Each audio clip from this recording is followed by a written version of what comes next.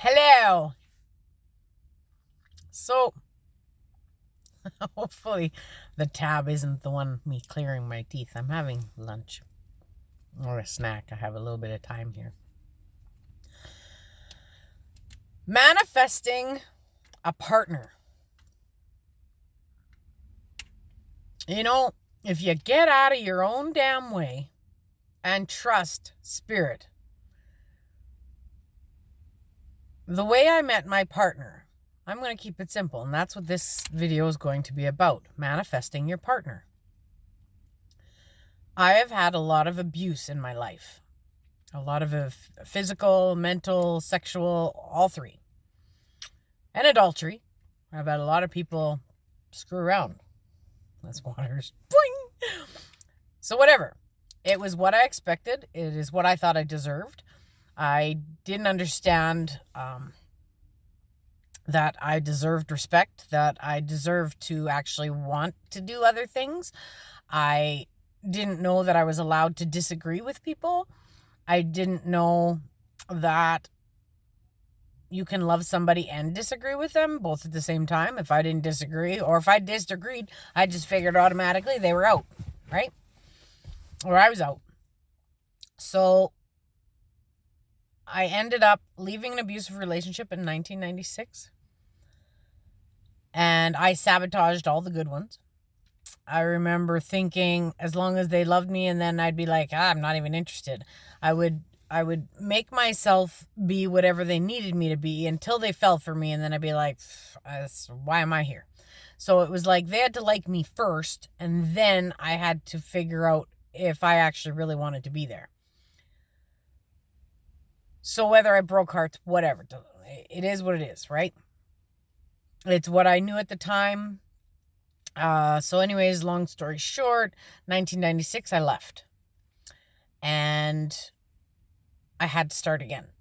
I left by myself, and first I went to Yellowgrass, then I went to Estevan, and I was alone. I tried dating for 4 years, though, and I promised myself I was going to listen to those guts. So when I met guys, I was like, sorry, no. They're like, I was called superficial, I was called a bitch, and I was like, it's either there or it isn't. I'm listening to my intuitive guidance, and it has nothing to do, and you know, it was funny because I remember talking to a guy. I said, I don't know. I said, I'm just tired of meeting people because as soon as I meet them, I know right away if there's a spark or if there isn't.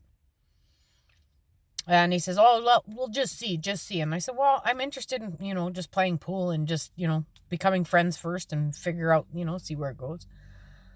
And I remember driving up and he's like, so? And I'm like, I got nothing. He's like, you superficial bitch. I said, see, this is what I saw.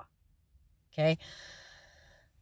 My intuitive abilities, I knew right away if people were good or if they were bad. Now, if you think somebody's not for you and they flip out and lose their gasket, well, that's what you're seeing. You're seeing their inability to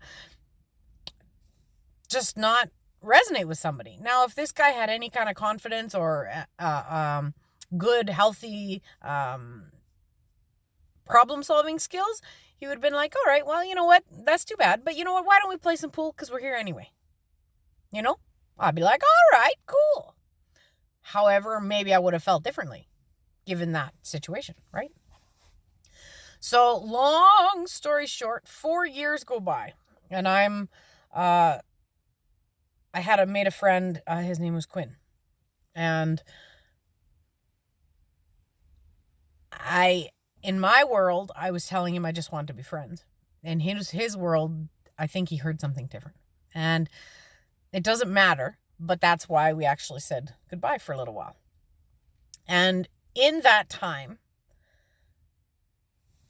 his friend came over, and I remember Mike reached down and was petting my ferrets. Now, again, I only thought me and Quinn were friends. I didn't think there was any emotional feelings there at all. And I was always very clear. I'm not subtle in any way. So in my world, I thought, okay, me and Quinn are just friends. And they're like, well, let's all go out. Do you have a friend that I can take? And I remember Mike always saying, yeah, but does she put out? But does she put out? But does she put out? And I'm like, wow, this guy's cute, but he's a real pig. But he was nice to my ferrets. So anyways, that was the first time I met him.